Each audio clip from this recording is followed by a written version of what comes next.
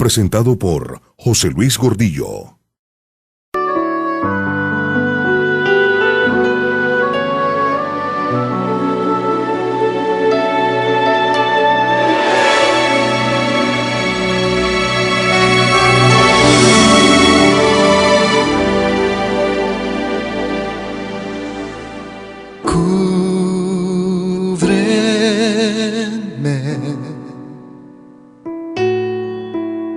Bajo tus alas.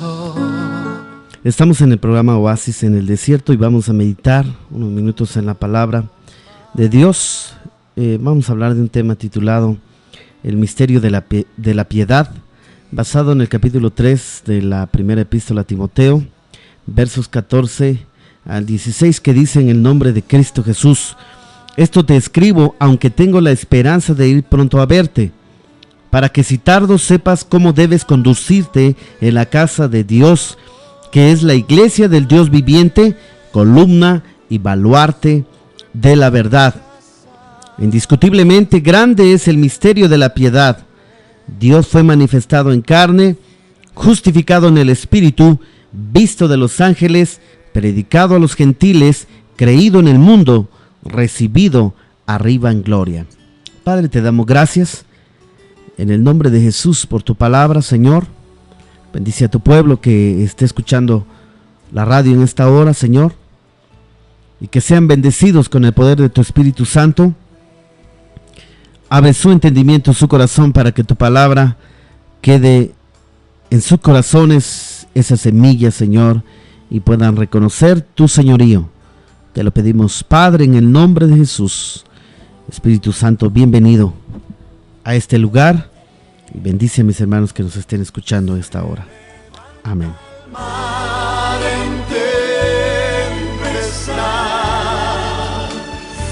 Pablo le dice a Timoteo: grande es el misterio de la piedad. Ese gran misterio no es otra cosa que nuestro Señor Jesucristo, siendo Dios mismo, Él vino en carne a esta tierra y se manifestó de una manera extraordinaria. Sabemos que Él fue engendrado del Espíritu Santo, pero Él vino a predicar el año agradable del Señor. Él vino a predicar el Evangelio. Pero vamos a ver las características que tuvo nuestro Señor Jesucristo al estar aquí en la tierra. Sabemos que nuestro Señor Jesús fue humano y divino a la vez. Por ser humano, nosotros podemos entender que algunas personas han escuchado la palabra encarnación.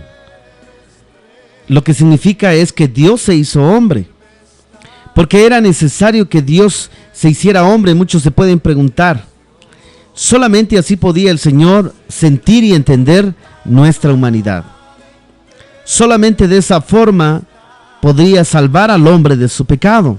Recordemos que Adán fue el primer hombre hecho aquí en la tierra. Dios lo hizo y fue el que pecó, y por él heredamos ahora sí la muerte espiritual y física. Pero a través de nuestro Señor Jesucristo, que es el nuevo Adán, recuperamos todo lo que había perdido Adán en el huerto del Edén. Ahora el Señor nos ha hecho herederos de una bendición tan grande, de las riquezas de su gracia. Porque el Señor no tiene una gracia que es pequeñita, es una gracia grande. Sabemos que el Señor es el Todopoderoso. Vemos también que el Señor vino aquí en la tierra, estuvo 33 años como el Hijo de Dios. Él se declaraba que era el Hijo de Dios. Y no solamente aprendió acerca de la tentación, sino también de la pobreza, los conflictos familiares, el rechazo, la traición, y también supo del dolor. Nuestro Señor Jesucristo, cuando Él estuvo aquí en la tierra, Él en su humanidad demostró todo lo que nosotros hemos vivido. Quizás muchas veces nos quejamos, quizás de lo que estamos viviendo, quizás pobrezas, carencias, deudas, no sé lo que usted esté pasando. Pero nuestro Señor Jesucristo también pasó eso estando aquí en la carne. Por eso la Biblia dice que Él, como sumo sacerdote eterno y para siempre, Él nos comprende, porque Él vivió aquí en la tierra. Él sabe lo que es caminar por los caminos polvorientos de Jerusalén, Él sabe lo que es orar en una montaña, Él sabe lo que es sentir frío, Él sabe lo que es velar día y noche, Él lo sabe, porque en su humanidad Él estuvo igual a nosotros. Por eso dice la Biblia en Filipenses que Él se humilló haciéndose como un hombre. Siendo Dios, el Hijo vino y se humilló. ¿Para qué? Para que nos viniera a salvar. Y nos vino a declarar la palabra que es Él, la palabra eterna de Dios. Por eso es que Él nos comprende. Vemos también que en cierta manera Jesús parecía muchas veces sentirse en casa cuando estaba aquí en la tierra, pero en otras ocasiones se sentía fuera de lugar, porque sabemos que nuestro amado Señor Jesucristo era y es del cielo, eternamente y para siempre ahí está su morada. Pero Él vino a visitarnos, Él vino con ese propósito para hablarnos del reino de los cielos. Muchas personas creen que se van a quedar aquí eternamente en la tierra, pero sabemos que esas promesas son principalmente para Israel y para las naciones que queden viviendo después de la gran tribulación. Pero el lugar correcto para la iglesia es el cielo. La Biblia dice que el Señor nos ha sentado en lugares celestiales juntamente con Cristo Jesús. Allí está el lugar de la iglesia, de la esposa. Ahora somos novia, cuando estemos con el Señor seremos su esposa. Vemos también en Jesucristo nuestro Señor esa naturaleza dual. Él era hombre y era Dios a la vez. Para muchos puede sonar algo quizás increíble, algo que no se puede creer, pero solamente Dios puede hacer tales situaciones. Y lo hizo con el Señor. Él vino como hombre. Vemos también que en la Biblia, en una ocasión, el Señor Jesús estuvo en una barca con sus discípulos y de repente una tormenta se desató sobre el mar de Galilea. Eran tan fuertes los vientos, las olas, que casi voltea la barca. Pero el maestro solamente, él estaba durmiendo por estar cansado, porque él se cansaba como cualquier hombre. Sin embargo, cuando los discípulos le despertaron, se levantó, porque ellos levantaron al Señor, le dijeron: Señor, levántate que perecemos. Él solamente se levantó y habló al mar y le dijo: calla, enmudece, y el mar se calmó. Ellos dijeron: bueno, ¿quién es este hombre? Que aún los vientos, aún el mar le obedece. Los discípulos, estando con el Maestro, con nuestro Señor Jesucristo, todavía dudaban de su naturaleza, dudaban de lo que Él era, pero Él demostraba su poderío. Vemos también que el Señor, cuando calma la tormenta, todos se quedan ahí asombrados, pero los discípulos ignoraban que Él es el que hizo las estrellas. Él es el que hizo el universo entero, la tierra, aún al ser humano. Así es que es muy importante que nosotros podamos confiar en el Señor y saber que Él es el Señor de señores y el Rey de reyes de nuestra vida.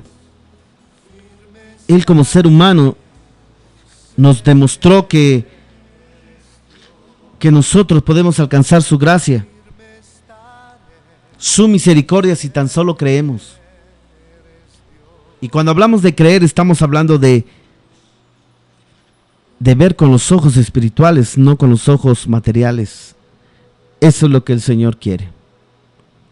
Muchas veces pensamos en los contrastes que hay en la vida de nuestro Señor Jesús. Nuestro Señor fue a diversas casas para que le dieran algo de comer.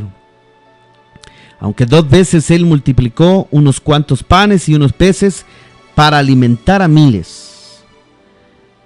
Él fue el poder detrás de la sanidad de cientos. Él fue admirado por miles por sus enseñanzas. Aún las enseñanzas del Señor han pasado 2000 años, amados hermanos y hermanas, y la Biblia no pasa de moda, la Biblia sigue vigente. Los valores, los principios morales de nuestro Señor Jesucristo son aún para nuestros días. Quizás nos vamos a morir y seguirá siendo eterna como lo ha sido y es y será su palabra, el consejo de Dios para nuestras vidas. Vemos también que el Señor hizo tantas cosas y podemos ver la fragilidad del Señor también en su vida emocional, porque vemos que la Biblia menciona alrededor de 20 emociones diferentes que tuvo nuestro Señor Jesucristo, que Él sintió en su humanidad.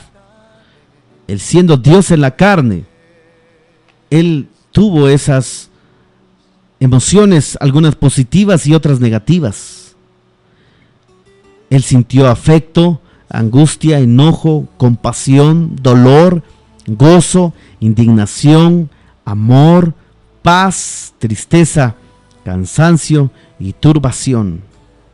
Siendo Él nuestro ejemplo de madurez, vamos a observar algunas de estas emociones que podemos ver y aprender. Es importante que podamos observar lo que sintió el Señor.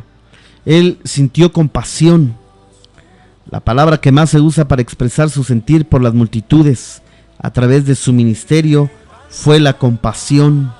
Leemos en Mateo 9:36, y al ver las multitudes tuvo compasión. El Señor tenía compasión de esas almas que necesitaban de Él. Es la misma compasión que debemos tener nosotros por aquellos que no conocen a Cristo. Jesús alimentó también a 4,000 cuando no habían comido en 3 días, diciendo a sus discípulos: tengo compasión de la gente. Anteriormente el Señor le había dado de comer a 5,000 personas, 5,000 hombres, no poniendo en cuenta mujeres ni niños.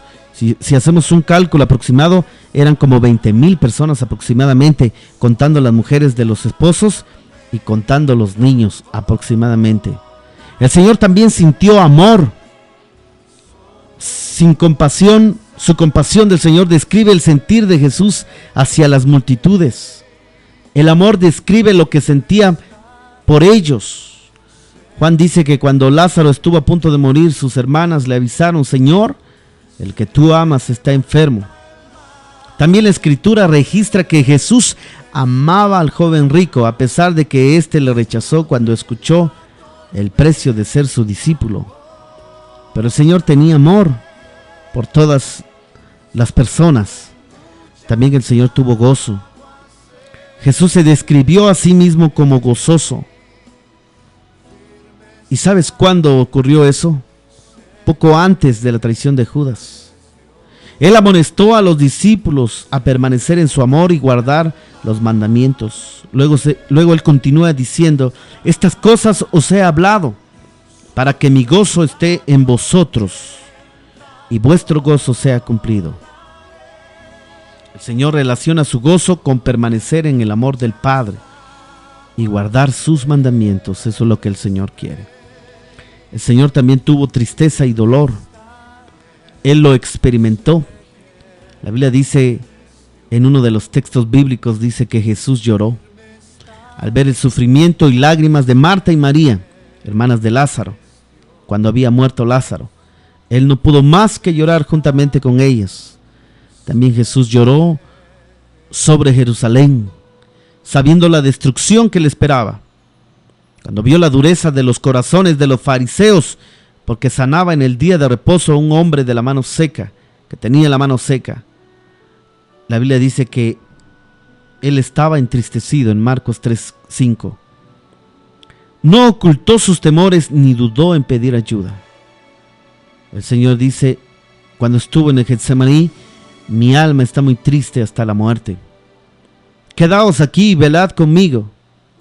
El profeta Isaías escribió de Jesús que él es un varón, fue un varón de dolores, experimentado en quebranto. Isaías 53:3. Vemos también que el Señor tuvo enojo en su corazón, una emoción que quizás todos los seres humanos hemos experimentado. Sabemos la ocasión más conocida cuando demostró enojo fue cuando agarró un azote de cuerdas y corrió a los cambistas y vendedores del templo diciendo: quitad de aquí esto y no hagáis de la casa de mi padre casa de mercado. Eso lo vemos en Juan 2:16. Además vemos que el Señor muchas veces se enojaba con los líderes religiosos, principalmente por su legalismo y dureza de corazón, porque le impedían a la gente que creyera en Él. Tal parece que en estos tiempos ocurre lo mismo. El Señor quiere que le crean, que le creamos a Él como niños, sin fuerza de legalismos. El Señor quiere que seamos como niños, obedientes a Él, humildes y mansos, y que lleguemos a sus pies. El Señor también tuvo paz. Otra emoción que caracterizó al Señor fue esa paz de Dios. Preparando a sus discípulos para su pronta crucifixión, Él les dijo: he aquí la hora viene y ha venido ya, en que seréis esparcidos cada uno por su lado, y me dejaréis solo. Mas no estoy solo, porque el Padre está conmigo. Lo podemos leer en Juan 16, 32, 33.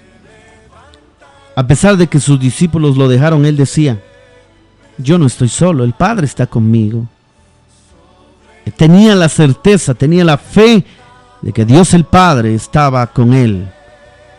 Vemos la bendición de Dios al estar confiando en la presencia del Señor. Vemos la bendición de Dios. Vemos también que a pesar de que estaba contemplando su propia muerte, Él desafió a sus seguidores a tener la misma paz que Él tenía. No fue basada sobre las circunstancias externas, sino que en el conocimiento que cuando aún sus mejores amigos lo abandonaran, su Padre estaría con Él. Qué hermoso es tener esa paz. Aún aquellos que están en un lecho de dolor, algunas personas que están en problemas, vemos también que el Señor es el Todopoderoso y vemos su mano poderosa. Vemos que el Señor es grande aún en estas situaciones. Él desafía a sus seguidores a decirles: no tengan pena, el Señor está conmigo, el Padre está conmigo. Y vemos la mano de Dios en Él. Vemos la mano poderosa de Dios en Él.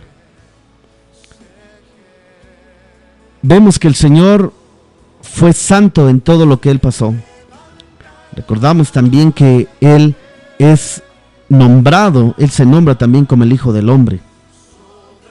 El título del Hijo del Hombre es utilizado alrededor de 82 veces en el Nuevo Testamento, de las cuales 81 de ellas fueron usadas por Jesús mismo. Parece ser que este título lo escogió nuestro amado Señor Jesucristo y lo usó con más frecuencia que cualquier otro. Él usó ese título para referirse a sí mismo. Nosotros debemos de poner atención a esto y tratar de entender el mensaje que hay detrás de Jesús, el hombre. Pablo dice: porque hay un solo Dios y un solo mediador entre Dios y los hombres, Jesucristo hombre. Primera de Timoteo 2:5. Jesucristo hombre es el mediador. Él es el puente para cruzar el gran abismo que nos deja caer al infierno. Él es el Señor. A través de la cruz del Calvario, Él nos permite que nosotros podamos llegar al Padre. Vemos que grande es el misterio de la piedad, dice su palabra. Ese misterio tan grande es que nuestro Señor Jesús, nuestro Dios amado que estaba en los cielos, vino a esta tierra para entregar su vida por nosotros. Vino a enseñarnos el camino hacia el cielo. Vino no solamente a enseñarnos el camino, sino que vino a ponernos un ejemplo extraordinario. Quizás nosotros nos quedamos pequeñitos delante de Él, porque Él es nuestro máximo ejemplo y Él nos comprende en todas nuestras debilidades. Quizás tenga problemas en estos momentos, tengas alguna tristeza en tu corazón, el Señor te comprende. Quizás estás pasando alguna carencia, también quiero decirte que el Señor te comprende porque Él también padeció necesidades cuando Él estuvo aquí en la tierra. Su palabra dice que Él se empobreció para que nosotros fuéramos enriquecidos. Él se hizo pobre para que nosotros fuéramos ricos. Son grandes las promesas que Dios tiene para nuestra vida. Confiemos pues en el Señor cada día. Confiemos pues cada día. Porque Él es grande y poderoso. Vamos a orar en unos momentos.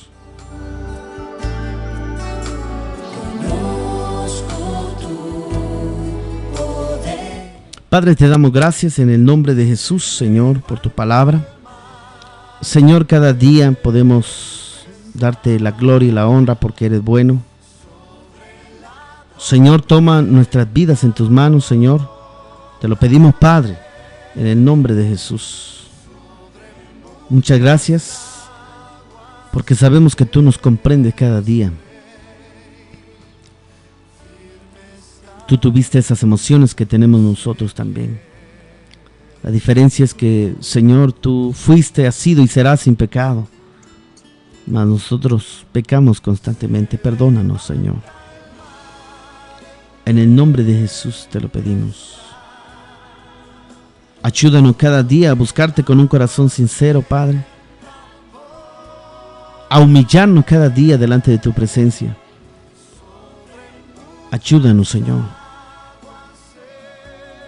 a confiar en tu palabra, que cada estudio bíblico, que cada mensaje, cada instrucción de tu palabra sea de edificación para nuestras vidas. Ese es el objetivo, Señor, que podamos ser bendecidos con tu Espíritu Santo a través de tu palabra, Señor. Bendice a mis hermanos que estén escuchando en esta hora. Te lo pedimos en el nombre de Jesús. Que tú los guardes y los bendigas cada día. Y Señor, que tu palabra no vuelva a ti vacía, sino que podamos comprenderte cada día, Señor, a través de escudriñar tu palabra, pero también a través de la comunión con tu Espíritu Santo, a través de la oración. Gracias te damos en el nombre maravilloso de Jesús. Toda la gloria y toda la honra es para ti, Dios mío. Precioso Espíritu Santo, te alabamos, te glorificamos, porque tú eres bueno. Te damos gracias, Señor Jesús, por la vida que veniste, Señor, a darnos, a entregar por nosotros. Gracias, Padre, en el nombre de Jesús. Amén y amén. Sé que eres Dios.